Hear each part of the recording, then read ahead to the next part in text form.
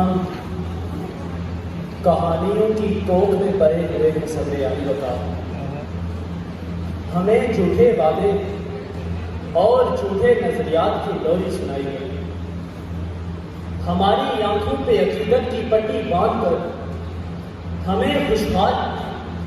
خدا اور باوقار پاکستان کی تصویر دکھائی گئی، مگر زیبکار راولپنڈی کے چند مصوروں نے تصویر کے دونوں اطراف خون کے چھینٹے پھینک دیے، اور جب کسی نے قوم کے وسیع تر مفاد میں تصویر کو صاف کرنے کا جرم کیا تو پھر اسی قوم کے وسیع تر مفاد میں باغ لیاقت باغ بن گیا،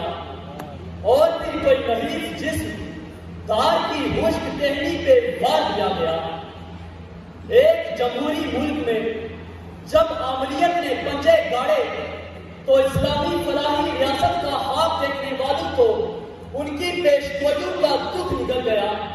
اور اشتراکیت کو خدا کا عذاب سمجھتے ہوئے ہم نے اپنی سالمیت کی بقا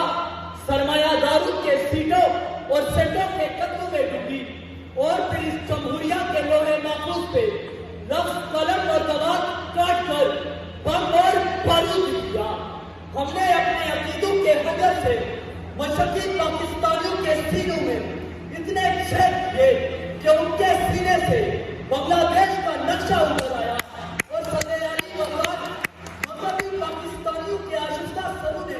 وہ سرحدیں بھی عبور کی کہ جہاں بانسری کی مدر آواز گولی کی ٹھو میں گم ہو گئی، اور پھر عالمی معاشی اداروں نے ہمیں سونے کی پالک پہنا کر اپنی سنوائی اور کاری تحریتوں میں رقص کروایا، اور جب ہم نے اس پہ سوال پوچھنا چاہا تو مذہب دہشت گردی کے ماننے والوں نے ہمیں یہ حدیث سنائی کہ رقص تو زنجیر پہن کر بھی کیا جاتا ہے، کہ صدر